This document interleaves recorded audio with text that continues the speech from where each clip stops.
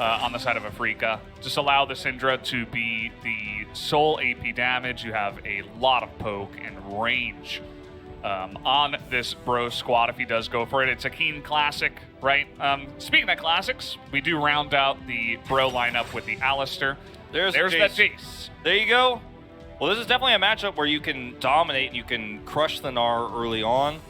There's no CC to lock him down, but if Hoya is overextended, if he's getting traded against so much, sometimes you could just get kills as Jace even solo, or you force Hoya to lose minions, right? And he ends up falling behind in CS very quickly early on in the game, so it can be very frustrating to deal with.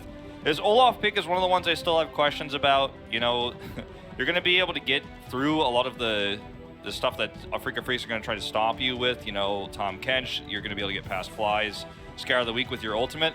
But then there's so much damage output on Afreeca that by the time you get there, you're going to be chunked down so heavily that you won't be able to do a whole lot in those late game team fights, I feel. You're just going to be so temporary. You know, you're not going to be able to be on the backside. You're not going to be able to stay relevant in those fights for as long as the damage output is just so high at range. I do agree, and I think that's just putting more onus on Afreeca to get ahead, right? With this composition, you have a really nice amount of late game damage with the Senna Graves combo, and then even in the mid game, you're just insane. Like, we're talking 1-2 items, you're just popping people like balloons. Like, Seraphine is great and all, she does some really crazy stuff, but if you can just burst one person down before they even enter the fight, like you were kind of alluding to, you're gonna have a fun time. Yeah, I really feel like this is going to be a lot of pressure on Afreeca to get out early, but they have a comp that can do it. If we go to late game on even footing, or if Olaf is somehow able to get ahead, this could be Fredit Brion's start to the series. Well, we'll have to wait and see. Match 72. We're getting deep in here in the LCK. We're towards the end of week 8. Only 2 more weeks after this before we start playoffs. And that is where the real fun begins. Certainly. I am very excited to see how Hoya handles Keen here on the top side of the map. We've seen so many times that the Jace can absolutely run away with things, but if the Jace makes a few mistakes and messes things up, can actually have the opposite effect. The Gnar can start to get ahead, and then if that happens, your composition falls apart completely for Afreeca. So it is a matchup where Keen can crush, but he needs to walk that fine line carefully.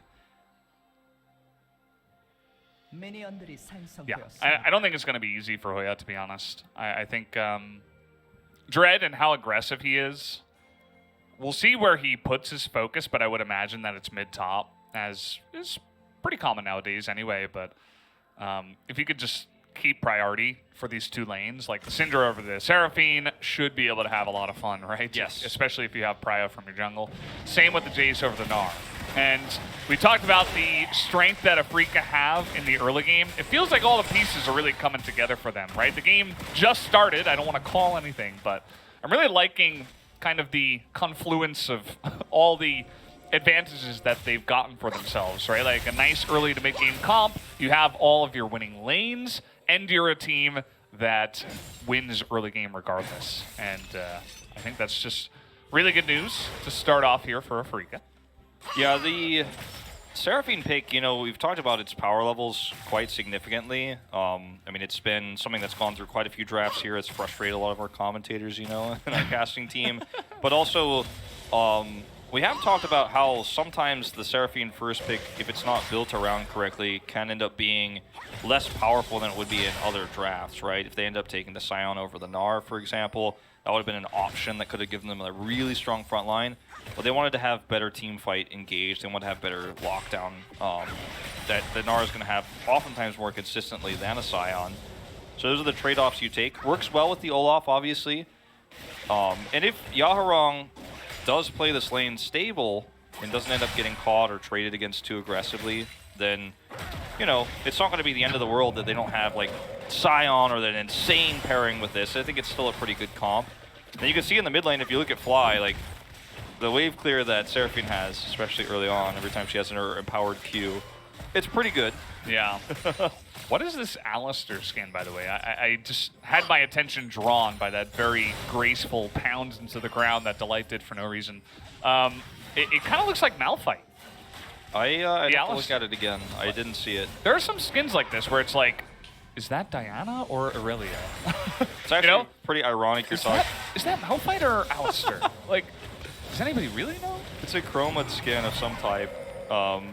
It's really funny you're talking about this because there was just recently a Riot post about like clarity in game and showing the like silhouettes of champions being really important.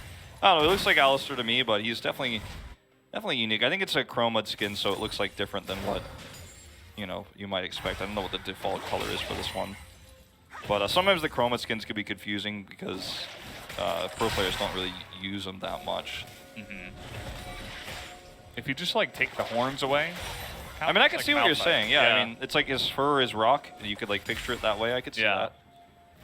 I don't know. Kind of weird.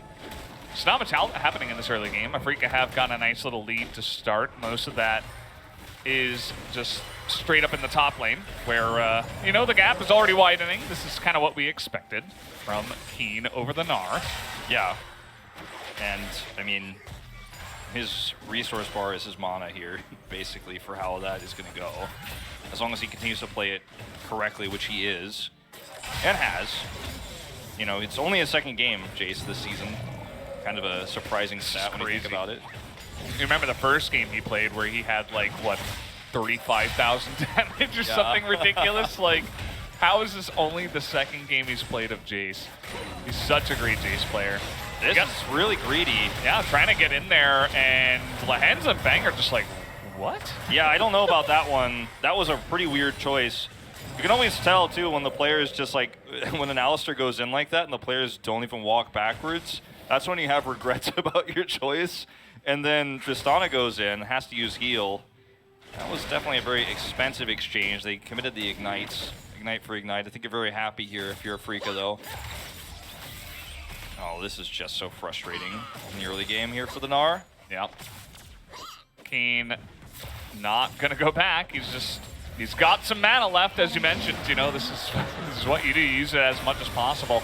This early Infernal is really nice for the side of Bro. You deny it away from the insane damage lineup of Afreeca, and you're Olaf, and you get it super early on in the game. So you could even roll that into a second Drake very easily. Yeah.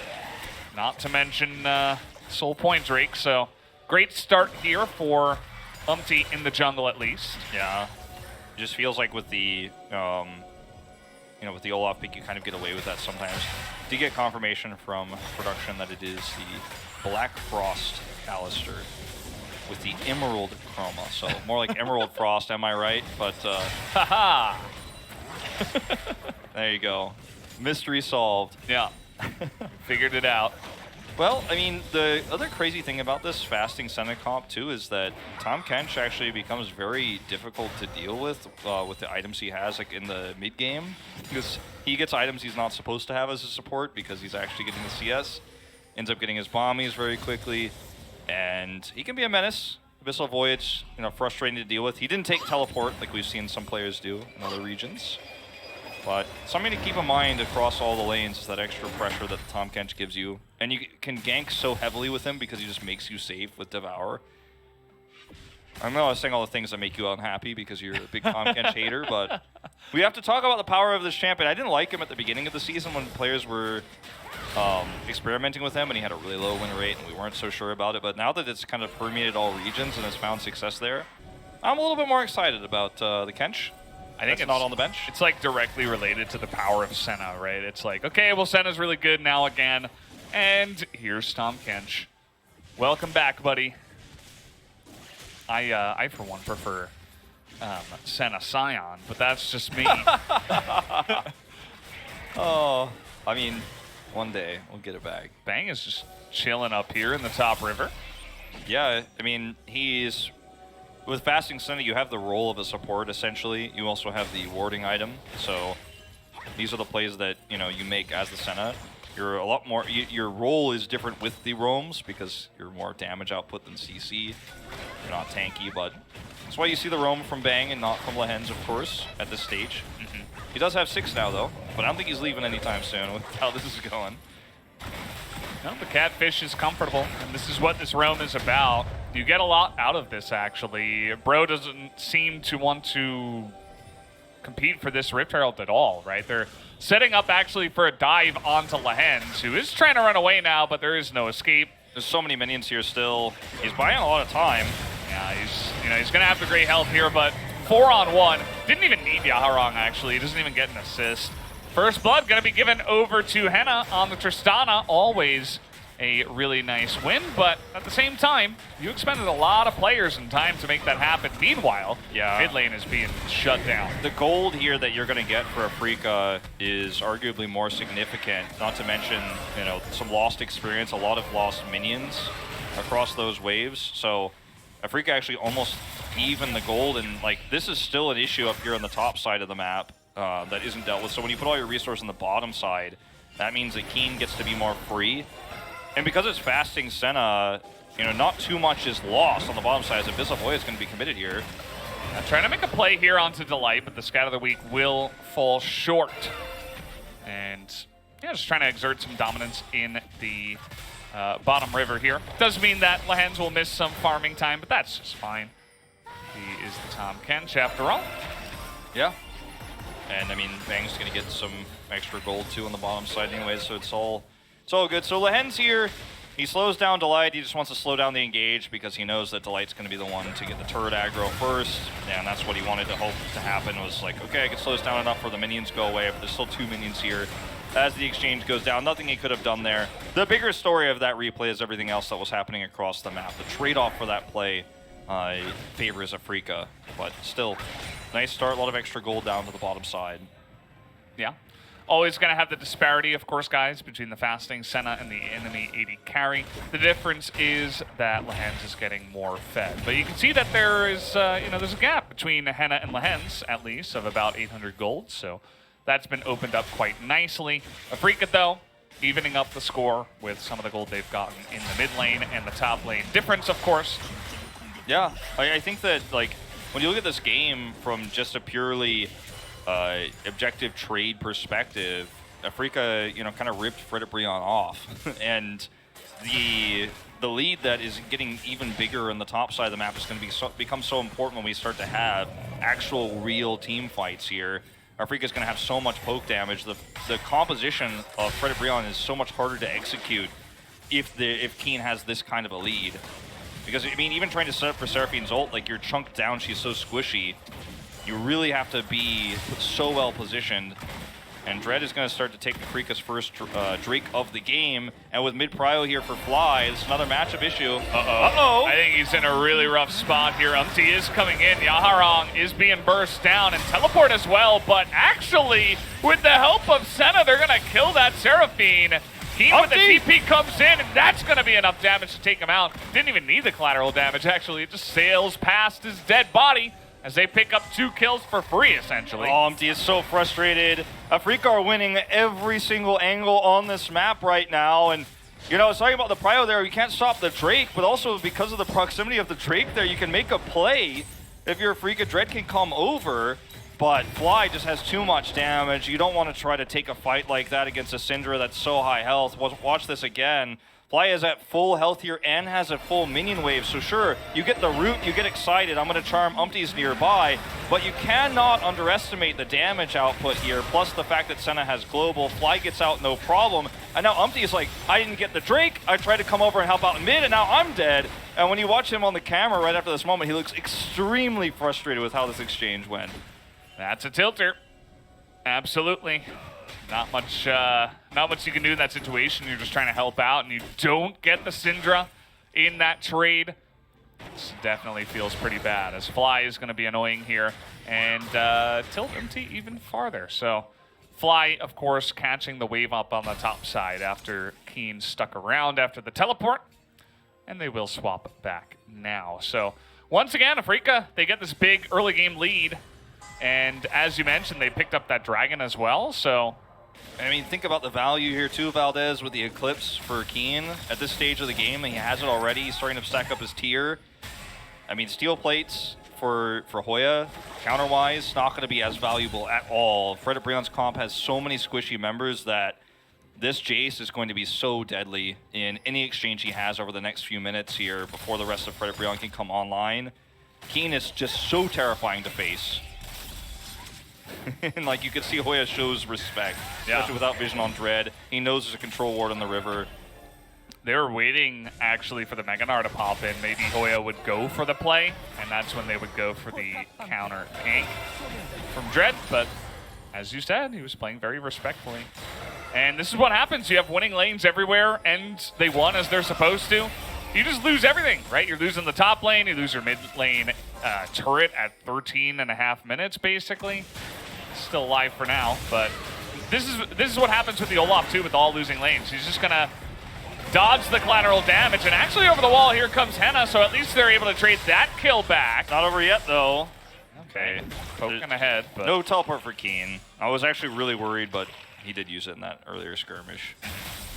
But you know, he's like, okay, well if you're gonna teleport, then I'm gonna get a lot of turret damage done. No plates left anymore, but gets a full wave. And it's going to crack this one down to low health. Might even be able to force it down with the next wave. It's a bit far away. But this is still one of those exchanges where, you know, there's costs for Fredit Brion even when they're trading up in kills in the skirmish like that. So the gold lead here is exactly where you want it to be if you're Afreeca and on the players you want it to be on.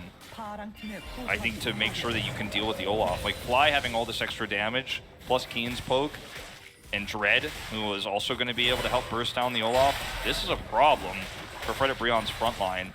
Because once Olaf is gone or has to back away, the damage and lethality coming through here for Keen means that Yaharon can't even try to ult after that. You know, he has to be ulting way before that somehow, or he is just going to get blown up. And if he gets hit by a shock blast that's accelerated, he's just out of the fight. This is what we were talking about, right? If Afreeca get ahead and they have this much damage and poke on their lineup, like, what exactly is Broscom going to do? The Olaf is going to be in that position where he, you know, Stride Breaker first, a very common build, but it doesn't offer you much tankiness at all. And you're just going to run in and run out. And most of the time, I would imagine, just run out and run away. Like here, you know, you have no prio in your lanes. Umpty's like, yeah, let's just casually walk into the brush and try to clear a ward. Yeah, he has no vision, and the smoke screen comes down immediately.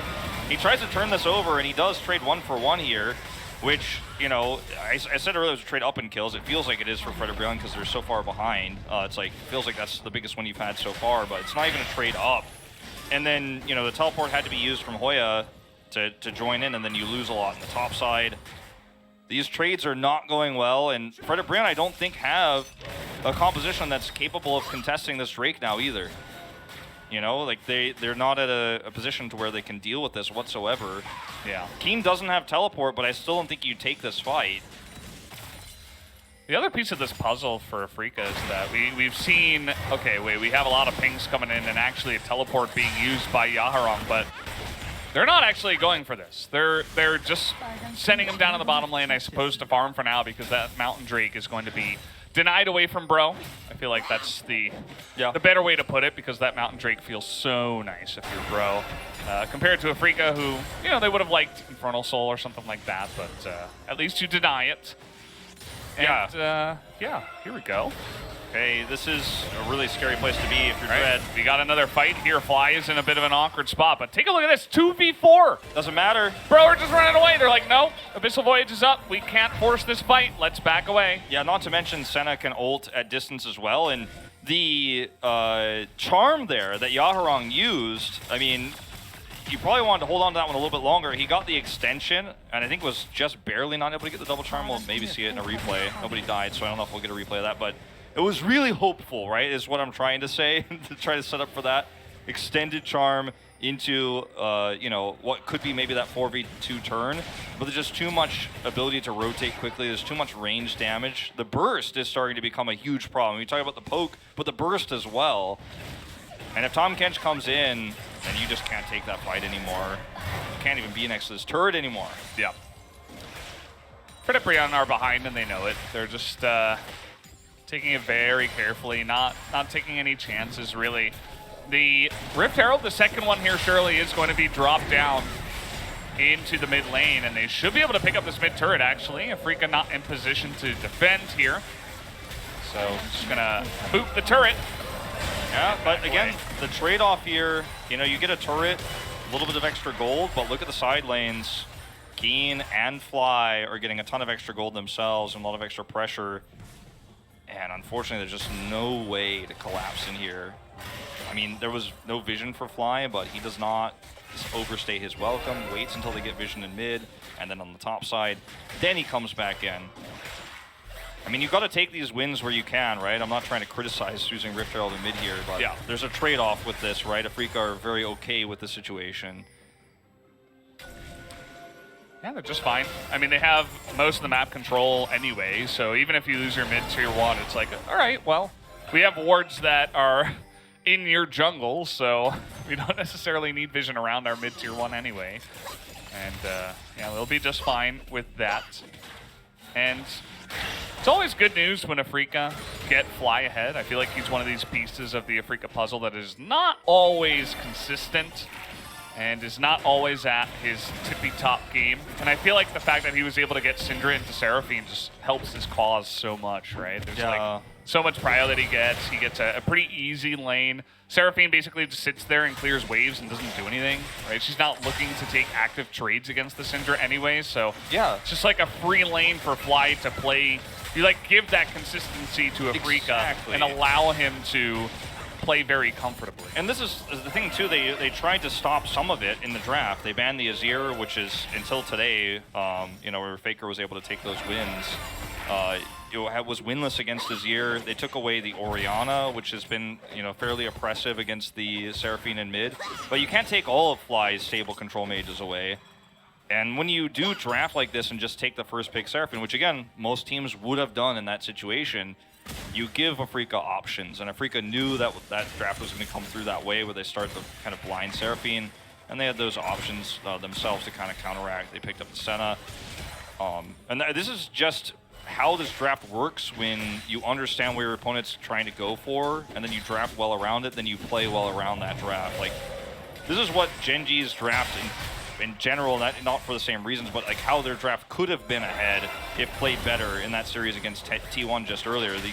The draft was good, but didn't execute well on it. Afreeca are executing well on this draft. So much so that it feels like Fredit Brion are really suffocating in this game at the moment. Yeah, doing a good job so far. Slowly taking away the Drakes away from Fredit Brion's composition is always going to be nice. They're not being super proactive, right? They're not like looking to use their range and siege potential with the amount of poke that they have to push turrets right now.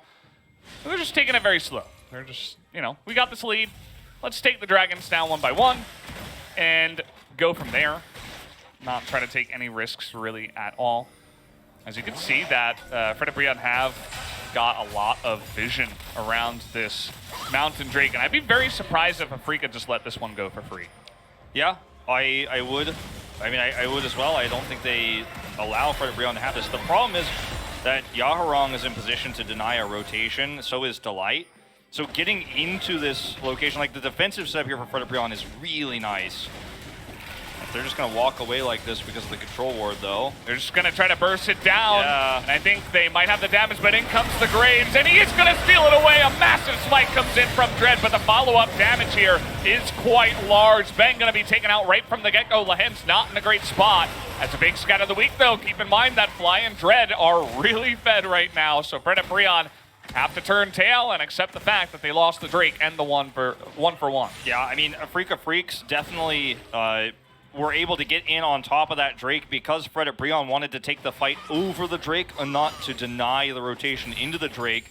So Afreeca actually are able to close the distance here, which is why Dread is able to get this steal. And that's the moment Yaharong is waiting for, right? Because he wants to be able to set up this fight with Delight as soon as Dread comes through. And they are able to collapse in and get the kill, but the Fed Syndra that you were talking about, Fly here, just does so much damage, and Dread is not afraid of anything. So once the fight actually commenced, it ends up being a trade. Fredit Brion are able to get away with their lives. It's only a 1-for-1, but they lose the Drake, so, I mean, they didn't really gain much of anything. And in fact, it almost showcased that they don't understand how to prevent Afreeca from closing that gap and getting on top of the Drake. And that's worrisome in itself, because that's how your comp is going to have to function on these later Baron fights. And what is about to be in 3 minutes and 45 seconds, the first Soul Drake fight. And when you had positional advantage like that as Fredit Brion, that's your best chance to win a fight like this. And if you still can't do that decisively, I mean, your hopes of winning this game are very slim.